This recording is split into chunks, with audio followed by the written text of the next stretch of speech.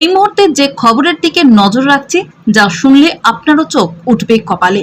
প্রতারণার খবর তো অনেক শুনেছেন, এবার অভিনব কায়দায় প্রতারণার অভিযোগ উঠল এক গৃহবধূর বিরুদ্ধে। এই ঘটনায় শোরগোল পড়ে গিয়েছে এলাকায়। শক্তিপুর থানা সোমপাড়া ১ নম্বর গ্রাম পঞ্চায়েতের মোহাম্মদপুর গ্রামে এমনই প্রতারণার ঘটনায় ক্ষোভে ফেটে পড়ল বেশ কিছু মহিলা। জানা গিয়েছে এলাকারই গাজল শেখের সঙ্গে বেলু বিবির পারিবারিকভাবে বিয়ে হয়। বিয়ের বেশ কিছু বছর পর বেলু বিবির স্বামী গাজল শেখ অন্য মেয়েকে বিয়ে করে বাড়ি থেকে পালিয়ে যায় এবং এরপর বেলু বিবি নামে ওই মহিলা নিজের সংসার চালানোর জন্য প্রতারণার পথ বেছে নেয়। বিভিন্ন সময় বিভিন্ন রকম ভাবে প্রতারণা করবে বলে প্রতারণার জাল বেছাতে শুরু করে। নিজের বাড়ির আশেপাশে এবং মিষ্টি মিষ্টি কথায় নিজের প্রতারণায় আকৃষ্ট করে বেশ কিছু মহিলাকে। আর এই প্রতারণার জালে ফেসে যায় এলাকার বেশ কিছু সহজ সরল নিরীহ মহিলা। সংসারের দুর্বলতাকে কাজে লাগিয়ে বিভিন্ন সময় বিভিন্ন রকম ভাবে প্রতারণা চালায় বেলু বিবি নামে ওই মহিলা। তার বাড়ির আশেপাশের সহজ সরল মহিলাদেরকে বিভিন্ন রকম সুবিধা পাইয়ে দেবে বলে সাদা কাগজে সই করিয়ে কারোর কাছ থেকে সোনা, কারোর কাছ থেকে টাকা হাতিয়ে চম্পট দেয় ওই গৃহবধূ। এছাড়াও বেশ কিছু মহিলার নামে সই নকল করিয়ে বিভিন্ন ব্যাংকে লোন তুলে নেয় বলেও অভিযোগ উঠছে। যদিও এই বিষয়ে ওই মহিলার মা এবং শাশুড়ি তেনারা কিছুই জানেন না বলে দাবি।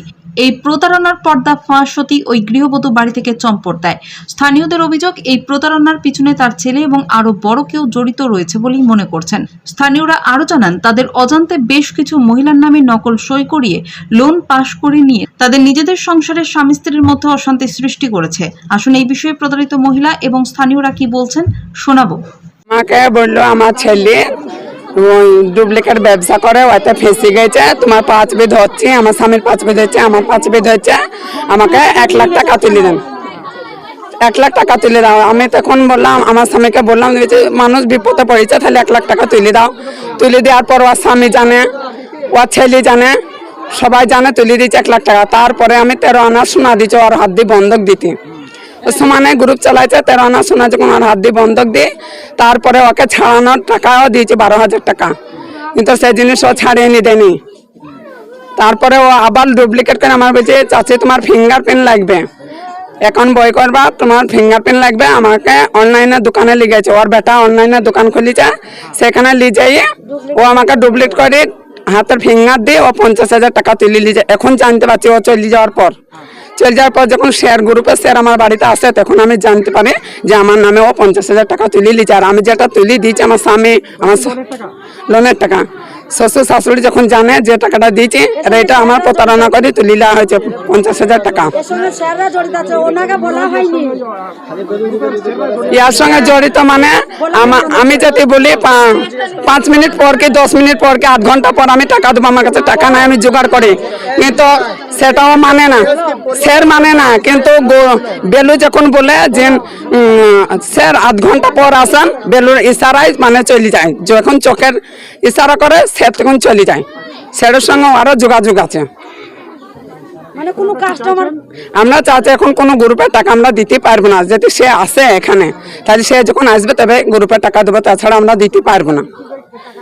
আর যাতে সে না আসে, তার ছেলেকে, তার স্বামীকে সবকিছু বেচে কিনে আমাকে টাকা দিতে হবে। আমি গরিব মানুষ টাকা দিতে পারবো না। আমার নাম ইসমাতারা বিবি।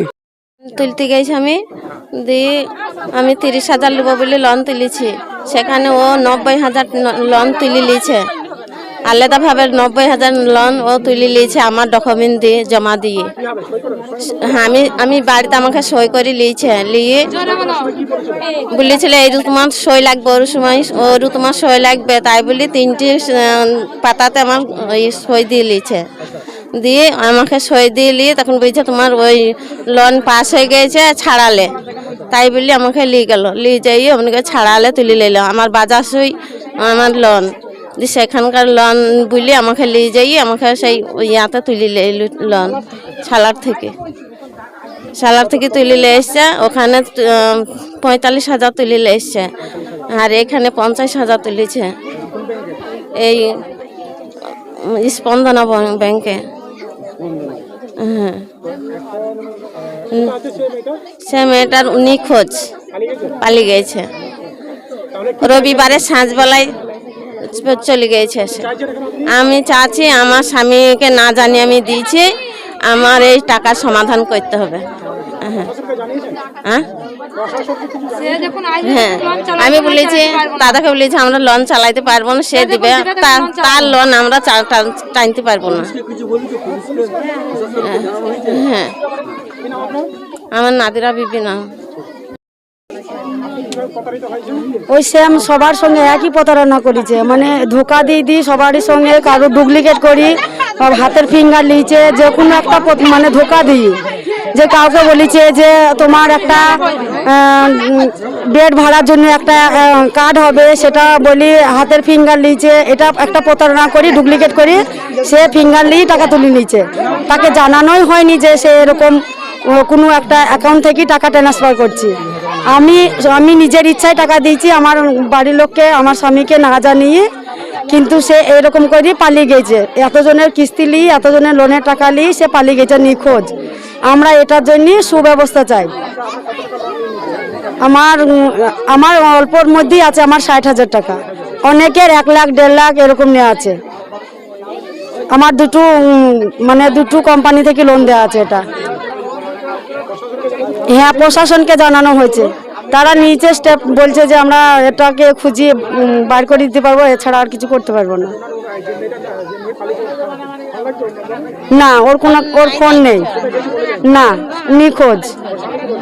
ওর স্বামী ফোনে একবার কথা বলার পরে বলছে সে আমি দিতে পারবো না, তারপরে সে ফোন সুইচ অফ করে দিয়েছে। আমরা বলতে চাই কি ওর স্বামীর কাছে আছে, সে এরকম গা ঢাকা দিয়ে আছে।